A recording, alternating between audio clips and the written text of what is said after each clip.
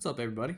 So I went to the dog park to shoot this video today, because the dog park that I normally go to, it's usually pretty busy. But then there's a secondary one that I go to sometimes, um, kind of when I need a quiet day and don't really want to do any socializing. I kind of go there. There's just not a lot of traffic. And then lately, I don't know if it's the weather or like today. I know my regular park they shut it down due to traffic. There's some private event, so they closed like the parking area. So I went to this other park, was expecting nobody there, sat down, and right as like we got there, the lady pulled up, and it wasn't a bad thing or anything. There's definitely some times where I'm just like, dude, I just want to hang out with my dog. She's got energy to burst. She wants to run around. Maybe we'll play some fetch, whatever.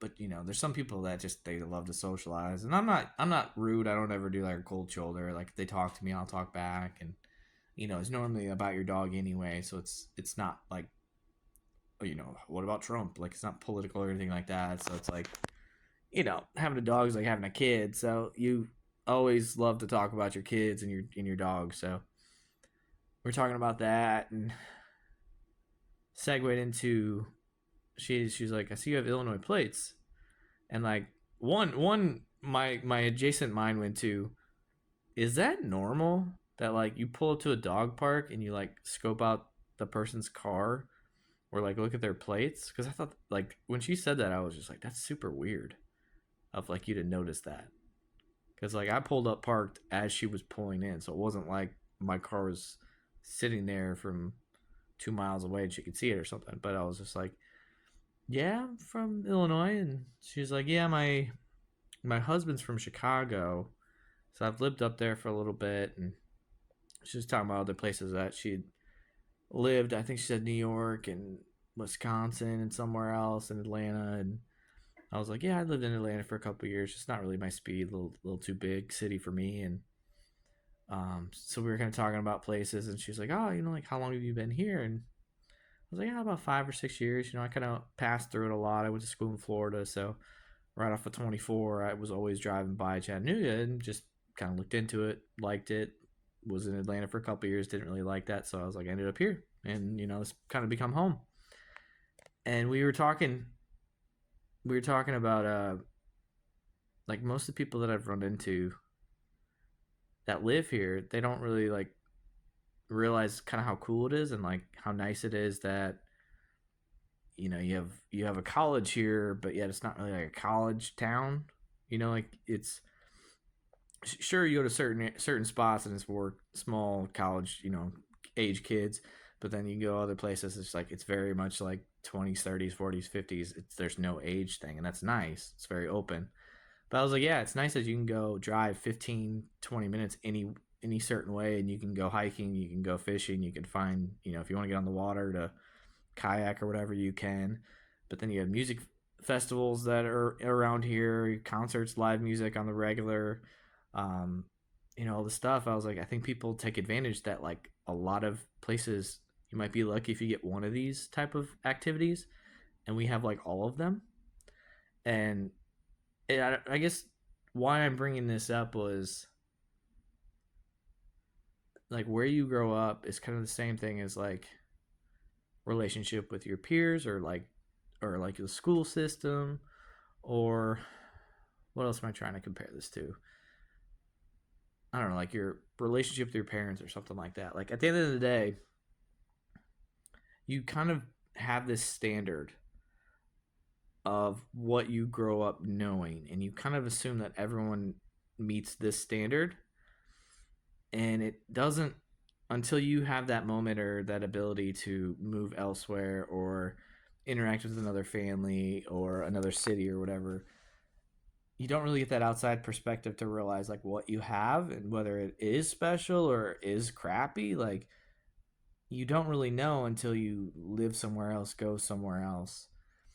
And as I was like thinking this, and because we went to the dog park and then we were walking the trail or whatever, and I was kind of thinking about some of the stuff as I was walking her, and I was kind of like, man, I went to the dog park, and I can't remember what I was gonna talk about, but I was like, I had this idea in mind, but I was open and willing have a conversation with this person, and I was just like, that's kind of like the gist of life, like the mentality of life is that as long as you're willing to have an open conversation or keep an open mindset to see where things might go, like you're gonna be all right. You're gonna be okay as long as you're willing to, change up whatever your plan was and be able and adaptive and whatever. And because I was talking about before I went there, we were talking a little bit about the Royal Rumble that's coming up next weekend. I get to go, I know people are like, "Oh, you're so lucky," and I'm like, I'm I'm fortunate, I guess. The fact that I can afford to go. I have friends that want to go with me, but I don't necessarily like when people say, "Oh, you're so lucky," because it's like luck's got nothing to do with it. It's not like I won tickets. It's not like I knocked up a rich woman and she's paying my way. Like, there's no luck to it, man. And there's plenty of other things that I've had to pass up that we've all had to pass up because we couldn't afford it, couldn't get time off, couldn't whatever. So for me, I'm fortunate enough that that it's on a Saturday. I only have to take off a Friday. I'm fortunate enough that my job accepted that, even though as of like 2 weeks ago, that was supposed to be our day of inventory, which I was like, oh, please. And they were like, oh, yeah, fine. And then, of course, inventory got moved back, so it's not a big deal anymore. But going to this event is kind of, I guess, to bring this back around, going to this event is this, you need to have that same mindset of like, you can't have this closed mind of like, all right, I'm going to get here at this time. I'm going to do this. I'm going to do that. I'm going to go to the show. It's going to be awesome. Then after everyone, no, it's like, we're already like, all right, I'm driving Friday. Whatever happens, happens. I'll probably shoot a couple of videos, a couple of vlogs, just because they're probably not going to be posted till like Monday or whatever, or they'll be super raw from my phone or something. I don't know. But we got Long Drive Friday, and then he was like, well, we'll get there Friday. Let's go to a bar. I'm like, I don't even care where we go. Sure, let's get some. I'm like, I'm ready to have a drink and get a good meal. So yeah, let's do that. And then Saturday's the show. Like, I'm completely open minded to whatever we want to do. We're gonna do. Well, then my buddy sent me a thing today that was like a convention that had a lot of like indie wrestlers and like legends, active and non. So like, if you guys want to go, let's do it. Like, I'm not probably gonna be the one that pays for any autographs or photos. Again, like that's not a high priority to me, but for some people that's super cool. Really, I would just want to go and talk to people. So that's probably what we'll end up doing. Bullshitting with them and saying what's up, and then yeah, go to the show Sunday. Sunday will be the drive back. Probably play a little bit of Dungeons and Dragons on the drive back with the boys in my crew or this clan or whatever it is, and it'll be a fun weekend. But I know whenever I have the chance to go on a vacation, I'm very much the I'll sleep when I'll get back type of thing. So it's like, if we need to just keep going on 4 hours or whatever, I'm just like, I can do it. Let's go. Let's go. Like, I don't know where I get that gear. Even as I've gotten older, I've still had that ability to just be like, I don't care if I've slept 2 hours. Let me get an energy drink. Let's go. Let's go out. Like, let's just live life as much as we can, because you get these small windows of opportunities to go out and have fun or go on an adventure or whatever. You gotta take advantage of it. You can't be like, oh, my toe's a little sore. Oh, I didn't get my 8 hours of sleep. Give me another 2 hours of sleep. It's like, no, dude, let's go. Let's get up. Let's get food. Let's go. Let's go. Because you never know who you might run into, or what random story at the counter you'll hear about. And that popped up in my head because literally one of my friends that I'm going with, his name's Corey. I went on a trip with him to Florida. It was Treasure Island, and actually this is actually a great story, because there's like a lot of random characters in this story. So I'm from Illinois. He's from Illinois. He has not, at the time, had not done a lot of traveling. We're still in our 20s, so we're still trying to like make our way, figure things out, make some money, save a buck. I was in school. I don't think he was at the time. He was working full time. I think he was still living with his parents, so like he was, making money. He had a girlfriend. He was doing pretty good. and then they had scheduled this trip that they were going to go to this place in Florida. They were going to go for, how long were we there? I guess it was like 4 or 5 days, like a week, like a middle. I can't remember what day it was. I want to feel like it was like a Thursday or Monday or something. But they booked this trip like a month before it happened. They broke up, and he told me about all about it, and he was just like, dude, I don't know what to do. Like, I can't really get my money back. I'm about to just eat the ticket and not go because I'm not gonna go by myself. And like, I'm a broke college kid or whatever, and I'm barely making ends meet with my part-time job on weekends. And so I told him, I was like, bro, this is an opportunity for, I don't want to say a lifetime, but I was like, this is an opportunity to have some fun, get out of town, never know what, again, open minded, never know what might happen, who you might run into. So I'm like, no, dude, you need to go. Like, I'm not gonna say I got all the money in the world, but I was like, I'll go with you. I can make it happen. I don't know if I can afford it. Like, I was like, if I cover half of it and you cover the other half, is like, can we do that? Like, basically, I was like, I'll cover the flight, you cover the hotel, and he was like, I could do that. So we went down there, and we had a blast. Since we were in Florida, and I went to college in Florida, I had my one friend Sam met up with us, so we had like a driver. He crashed with us one night. My brother came over for one night. Um, but I mentioned this because there's three characters that I remember from this trip that, and I know if I mentioned at least two of these to Corey, he'll know exactly what I'm talking about, and he'll go right back to that moment. One was this like old guy all right, so we're at this hotel. The hotel's not super fancy or whatever, but like next to it there's like a restaurant and outside kind of like pool bar area or whatever. So we're outside and we're getting breakfast or lunch, or I think we're getting lunch. And we're sitting next to this one guy, and he was like fixed airplanes for a living. And like, we're like, me and Corey are both kind of like, whatever comes. We're not like trying to make things happen too much. So it was just kind of one of those like, oh, your breakfast looks good. What did you order type of thing, like, and just kicked out the conversation from there. And he went on to tell us like kind of his like life story of traveling the world and fixing airplanes and like doing all sorts of cool stuff. And I was just like, am I about to, you ever seen that Billy Currington music where he's like, I don't think it was pretty good drinking beer, but it was like, this old man and me. Like, he struck up a conversation with this guy at a bar. Guy ended up dying and gave all his like the rest of his savings to Billy Currington or whatever. It felt like that vibe. And then since we kept going back to this bar for lunch, dinner, drinks, whatever, because it was in our hotel and it was convenient, we befriended the bartender, and the bartender's name was Wagner.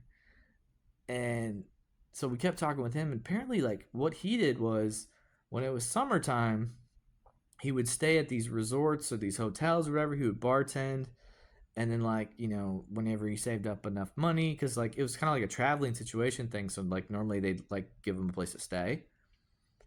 And so when it was warm out, he'd go to these beach places, these beach resorts, to give him a place to stay. He'd work there, take advantage of the situation. So he'd try to stay near places where he could go surf or snorkel or whatever. And then when it got cooled off, he would go up to other places where it would be like ski lodges or skiing places or whatever. So stay there, bartend there, be a server or whatever, and stay at their place. And then on days off, he'd go skiing or snowboarding. And I was just like, dude, that's such a baller lifestyle. I never thought of that. And like, since after talking to that guy, I actually looked into it, and there's some sites out there that if you're willing to travel and maybe not like you're not going to make like a bunch of money, but you're going to make enough to like get by, look into it. Because it could, like I said, life's all about adventures and experiences, and you would get some, whether it's working at resorts, a vineyard, something like that. Like, they're out there, and there's experiences and fun to be had, and who knows what other like-minded people you might come across. And then the third one is probably the most important one. we went. I found this. I'm a pirate at heart. I feel like I feel like that's in one of my past lives. I was probably a pirate. I found this pirate ship booze cruise. So this was like something that like evening or afternoon into the evening things. You get on this ship and it's just basically an open bar. Like the guy, takes this pirate, and it looks like a legit pirate ship. You take it out, you see the sunset or wherever you turn back around. So we go on this pirate ship. We're drinking. I think there was wine on there as well. I think there was beers. I can't honestly don't remember what I was drinking because I feel like it was like rum and cokes. Like all this whole trip was like rum and cokes, because that's kind of what you drink when you're in your 20s.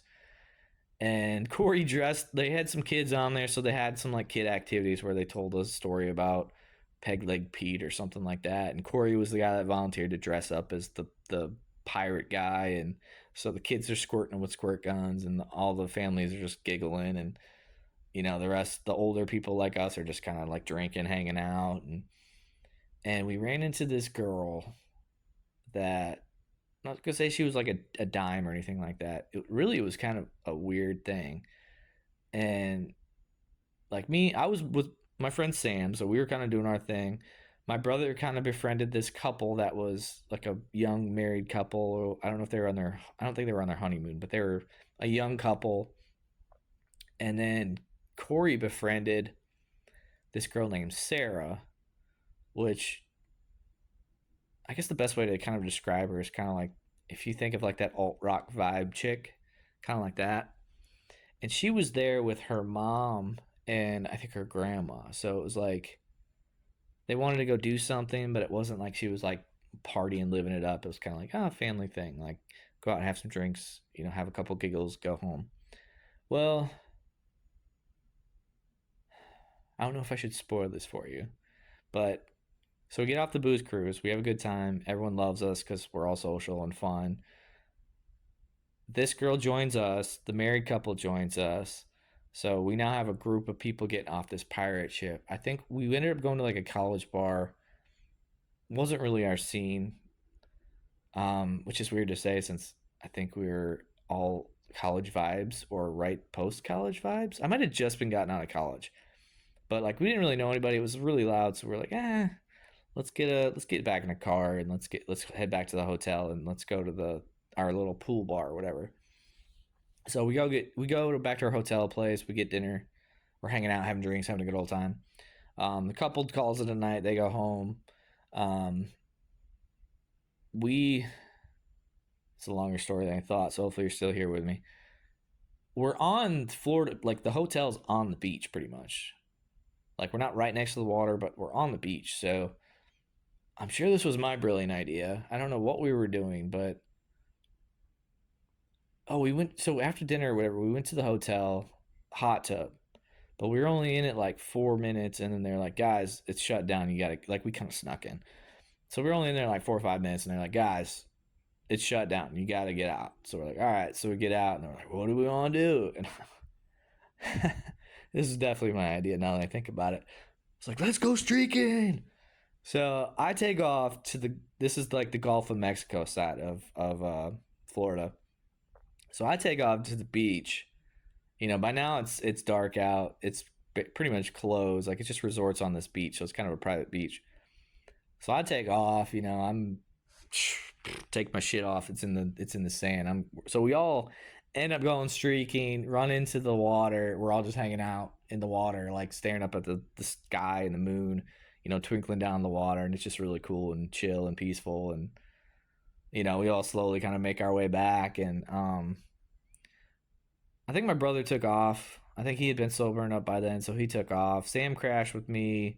The girl's named Sarah. She crashed with Corey. Um, they ended up hooking up. I don't know if I should say this, but whatever. I don't feel like he's married now. It doesn't matter.